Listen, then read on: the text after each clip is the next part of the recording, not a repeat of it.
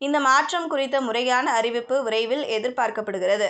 இந்த முடிவு நகர்ப்புறங்களில் உள்ள நெடுஞ்சாலைகளுக்கு நேரடியாக பயனளிக்கிறது. அங்கு ஒரு பெரிய பகுதி உயர்த்தப்பட்ட சாலைகள், சுரங்கப்பாதைகள் மற்றும் சுரங்கப்பாதைகள் போன்ற விலையுயர்ந்த கட்டமைப்புகளை கொண்டுள்ளது. இந்த கொள்கை மாற்றத்தால் இந்த சிக்கலான மற்றும் விலை உயர்ந்த நெடுஞ்சாலைகளில் வாகனம் ஓட்டுவது இப்போது முன்பை விடவும் மிகவும் மலிவு விலையில் மாறும். இந்த மாற்றத்திற்கான பிரதான உதாரணங்களில் ஒன்று டெல்லியின் துவாரகா விரைவு சாலை.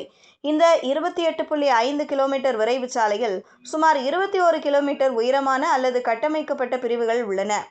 தற்போதைய சுங்க கட்டண கட்டமைப்பின் கீழ் ஓட்டுநர்கள் ஒரு வழி பயணத்திற்கு ரூ. 317 செலுத்துகிறார்கள்.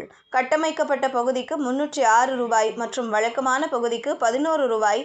புதிய விதி அமலுக்கு வந்த பிறகு சுங்க கட்டணம் ரூ. 153 குறையும். இதனால் பயணிகளுக்கு 50% அதிகமான நேரடி சேமிப்பு கிடைக்கும். இந்த மாதிரி இப்போது இந்தியா முழுவதும் உள்ள இதே போன்ற பிற நெடுஞ்சாலைகள் மற்றும் நகர்ப்புற விரைவு சாலைகளுக்கும் பொருந்தும்.